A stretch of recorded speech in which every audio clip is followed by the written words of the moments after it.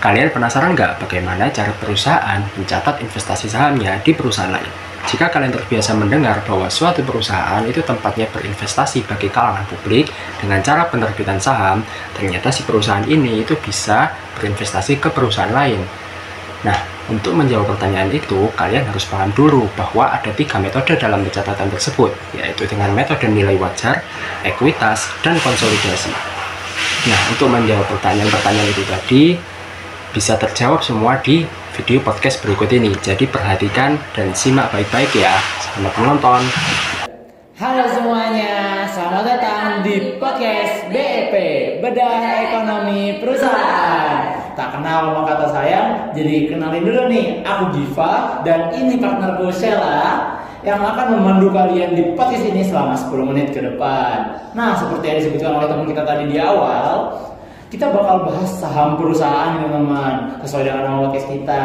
Dan kita juga bakal bedah sejelas mungkin soal pencatatan saham perusahaan di perusahaan lain. Oh iya, di podcast kali ini kita nggak berdua aja loh. Kita bakal ditemani dengan teman-teman mahasiswa akuntansi yang akan membantu mengupas lebih dalam mengenai likuidasi sampai ke akar-akarnya. Betul banget. Nah, nanti di podcast ini juga kita bakal terbagi lagi nih, kita menjadi kedua sesi. Nah, makanya tanpa berlama-lama lagi, yuk kita langsung sambut aja narasumber kita di sesi pertama. Oke, di sini sudah ada teman-teman kita. Boleh beri tepuk tangannya dulu nih. Nah, boleh kalian perkenalkan diri dulu dong. Halo semua, nama aku Gisel. Nama aku Melina. Aku Ranita. Aku Naswa. Nah, karena teman-teman kita udah pada perkenalan nih, aku mau langsung nanya aja deh, ada apa aja sih pemilikan saham di perusahaan itu? Jadi saham itu tuh sebenarnya terbagi jadi 3 kepemilikan. Yang pertama itu kurang dari 20%. Jadi itu memiliki pengaruh yang kurang signifikan ke perusahaan sehingga menggunakan metode nilai wajar atau biaya. Nah, yang kedua itu pemilikan 20-50%. Jadi perusahaan ini memiliki cukup signifikan pada dari perusahaan lain. Akan tetapi mereka masih menggunakan metode ekuitas. Dan yang terakhir adalah kepemilikan lebih dari 50%, memiliki pengaruh dan mengendalikan sehingga menggunakan konsolidasi finansial statement. Oh begitu. Jadi karena metodenya itu beda-beda, berarti cara pencatatan transaksi jurnalnya juga beda-beda dong ya? Iya, tapi yang bakal kita bahas di sini adalah metode pencatatan dengan nilai wajar dan ekuitas, yaitu sebagai berikut. Nah, kalau kita melakukan pencatatan menggunakan metode fair value atau cash method, maka untuk pencatatan investasi, investasinya di debit, cashnya di kredit. Sedangkan untuk pencatat dividen, maka cashnya di debit, pendapatan dividen di kredit. Nah, kalau pengakuan laba ini nggak ada pencatatan teman-teman. Nah, untuk metode ekuitas sendiri, untuk pencatatan investasinya, di debit ada investasi dan kreditnya adalah kas. Untuk pencatatan dividen, debitnya menggunakan kas dan kreditnya menggunakan investasi. Nah, yang terakhir pengakuan laba. Di debit menggunakan investasi, sedangkan di kredit menggunakan pendapatan. Wah, oke. Nah, aku udah mulai paham nih. Jadi tadi kita udah bedah nih soal ketiga metode pencatatan saham perusahaan di perusahaan lain. Nah, bahkan kita juga udah belajar nih tentang akun-akun apa aja sih yang ada di debit dan kredit untuk metode nilai wajar dan ekuitas. Bener banget tuh Gif. Nah, itu tadi pembahasan di sesi pertama. Tapi jangan kemana-mana dulu ya teman-teman. Karena di sesi kedua ini kita akan membahas soal dampak dan contoh kasusnya. Dadah.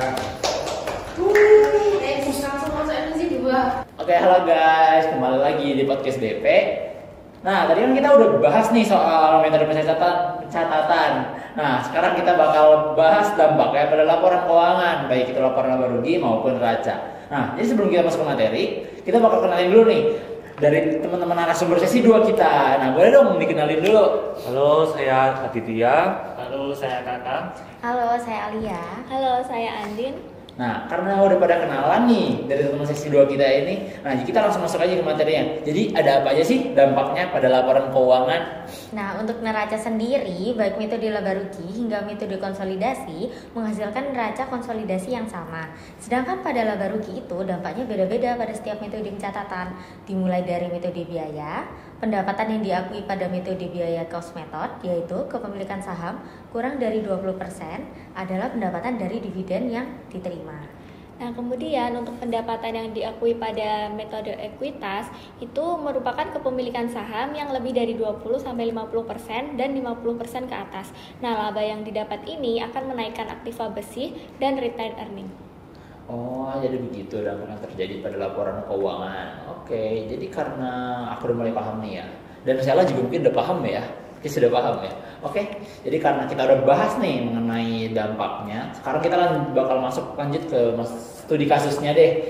Nah, boleh dong minta tolong dibacain ya soalnya Sheila. Oke.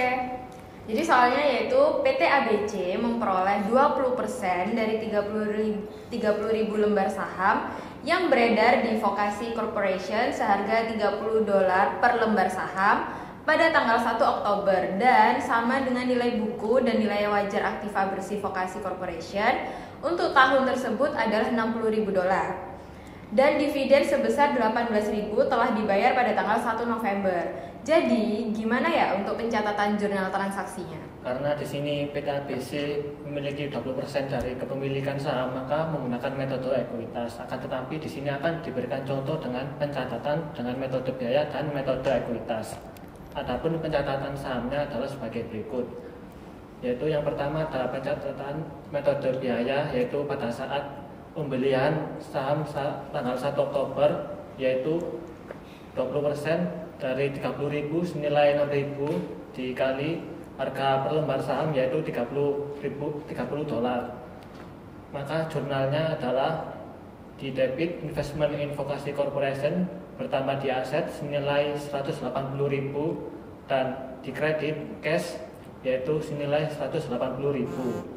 Nah, pada saat mencatat dividen pada tanggal 1 November, maka di debit cash senilai 3.600 dan dividen income di kredit senilai 3.600. Nah, untuk perhitungannya yaitu 20% dikali 18.000. Nah, pada tanggal 31 Desember untuk mengakui laba itu tidak terdapat ayat jurnal atau tidak dicatat karena asumsi saham itu tidak dapat diperjualbelikan dan harga pasar sama dengan harga per saham yaitu $30. Maka penilaian kembali tidak diperlukan.